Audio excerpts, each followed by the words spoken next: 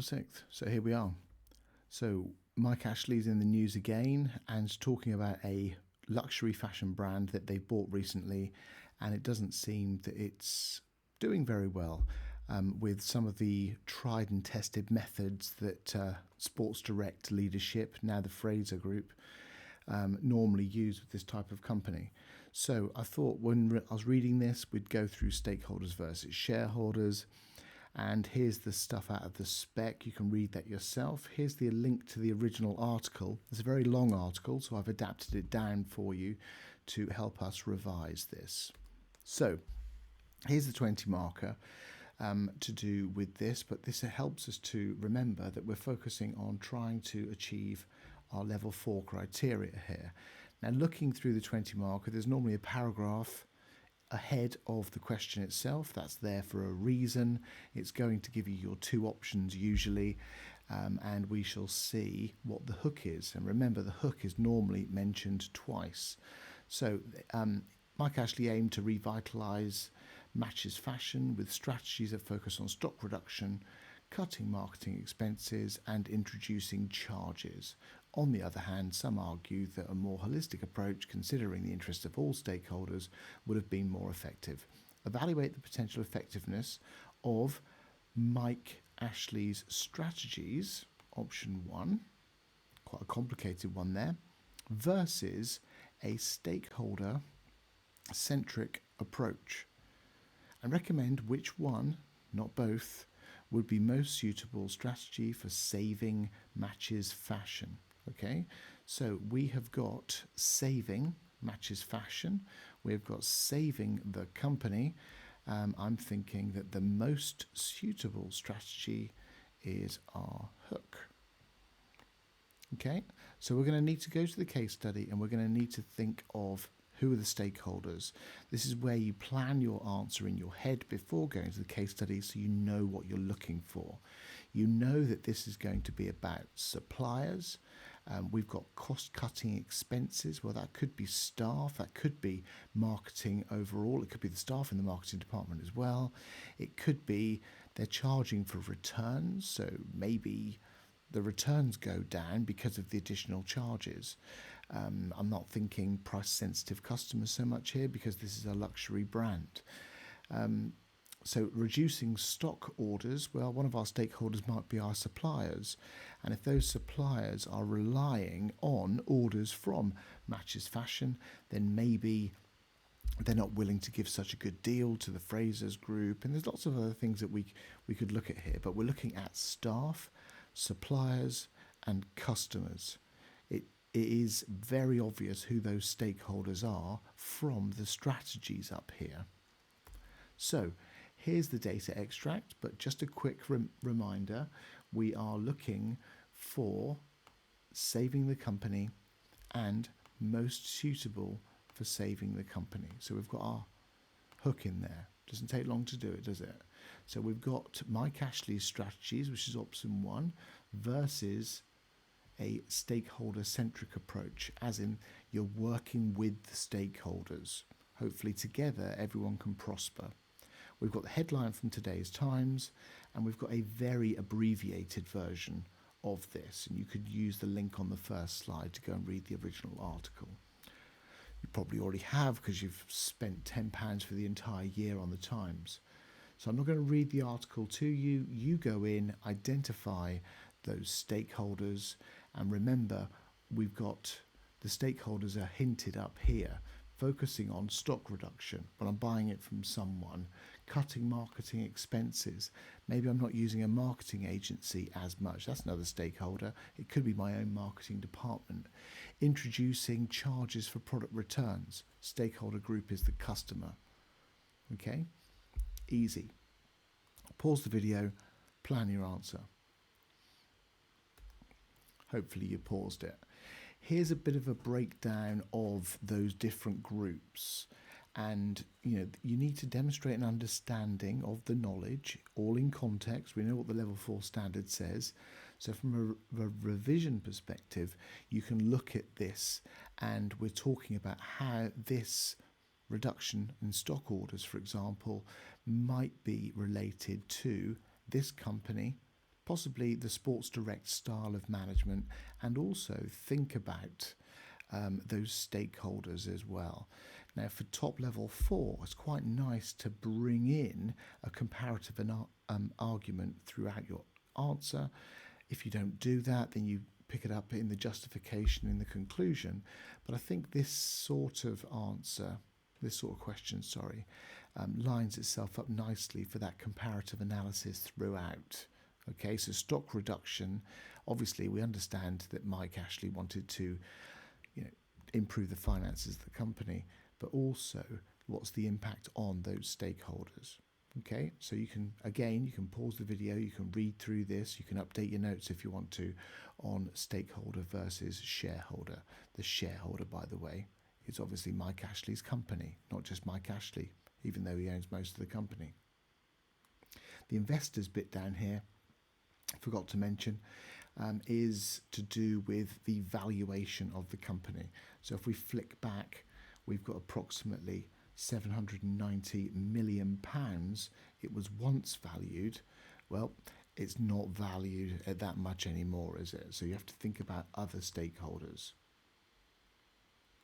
Moving on. So again, we understand our hook. So this would be sort of my plan at the top of my exam page. I know I've done this about 3 times now. The reason for this is we need to make sure that we're coming back to what is important for the question. Okay, we know this is option 1 and we know this is option 2, and we know we're going to have 2p paragraphs for each of these, 1 in favour, 1 against.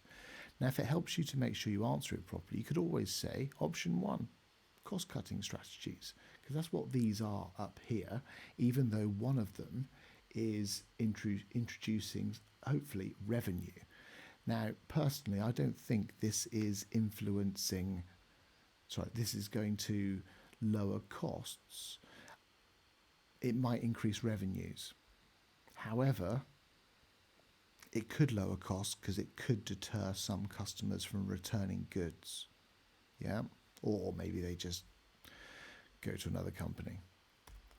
So you've got some advantages there. I'm not going to read through them. You can read through them by pausing the video, and you'll see that there's a point, there's an explain, and then there's some evidence that's quoted.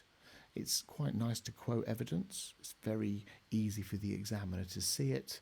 But remember, you can't just quote it, you have to interpret it. So there's an interpretation of evidence here, and we can see the evidence is being used. Ashley intended. Yeah, so we know. A nice however at the beginning of our counter argument to make it a bit obvious. I'm sure you wouldn't write advantage, disadvantage at the front of this. This is just to highlight that you need 2p paragraphs per option. Again, this is using, so Ashley's drastic operational changes faced resistance in the luxury sector. So it's actually used 2 quotes from the case study to help us to structure that end of that chain of argument for the disadvantage. Also, that was linked to a stakeholder, wasn't it? Because you've got resistance in the luxury sector, which will be from those suppliers, for example. Then, advantage, disadvantage, you can read through that. You'll see exactly the same thing there. Point, effect, a minimum of 3 chains of argument to go anywhere near level 4, but we're really looking for 5 at this stage for the 12s and 20s. But it's not how many, it's what you're doing with them. Is this in context? Does it make sense? And does it answer the question?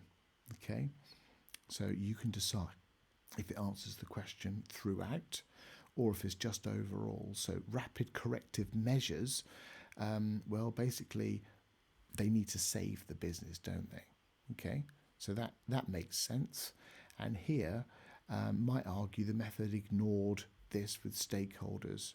Okay, but that's the end of the chain of argument, which comes back to saving the company. You could simply repeat saving the company if you wanted to, but depends how you write. So conclusion, we're going to write a short conclusion that answers the question. Now, this one up here is which one? Okay, so you can't sit on the fence. You can't say, do you know what, quite fancy doing a bit of both. Even though in reality, let's face it, that's probably what they would have done with hindsight. They would have focused on a bit of cost reduction and maintaining those relationships with their stakeholders. But you can't do that with this question because it says which one is most suitable. Then maybe in your MOPS you can sort of have your cake and eat it. So overall, the most suitable strategy for saving MatchesFashion appears to be a stakeholder-centric approach that would align better with the luxury brand's market position and stakeholder expectations. Okay, so we could have not written that because it's sort of a repeat of what we've already written, and that, full stop, answers the question. It's not very well contextualised at the moment, but at least it directly answers the question, most suitable, and let's face it, we've just reworked the question a little bit. We're then going to go to the justification, which is bad-mouthing the other option in some ways. Why is this option so much better to help them save the company? Well, why don't we just say it? When comparing the two strategies, Mike Ashley's cost-cutting measures might be too aggressive and potentially damage the brand's luxury image and customer loyalty. I'm choosing this one because it's most suitable because the other one's a bit crap.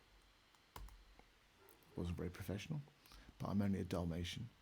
So then we're thinking about our MOPS. I've suggested one here, and as I say to you in class, if you can't think of a contextualised MOPS, don't bother writing it, just move on. If it ain't in context, you're not going to get marks for it, and waffling through a set piece that you've decided is your best MOPS you've ever written won't get you the marks. So just save your ink.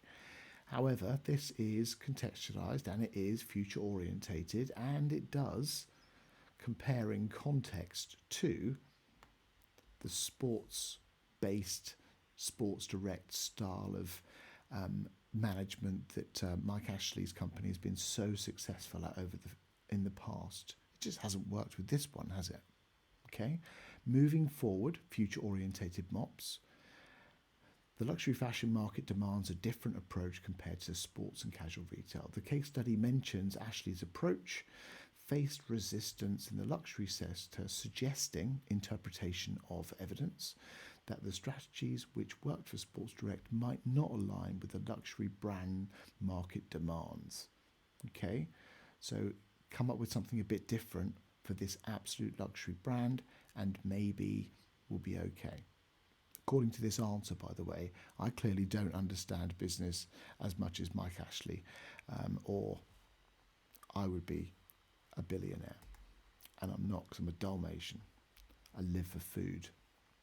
So, is it level 4? Well, you can decide. With the bit down the bottom here, we've got our supported comparisons and judgments and stuff like that. Does it discuss the validity of arguments? I think so. Are there a minimum of 3 chains of argument? Hopefully 5, definitely. Well developed for top marks is going to be 5 realistically, as long as they're used properly and in context. Is there context throughout? I think so. I think this is level 4. You can decide where it is in level 4. Personally, I don't care. I'll take 75% to the bank on exam day any day of the week. Hopefully that was useful. Have a good day.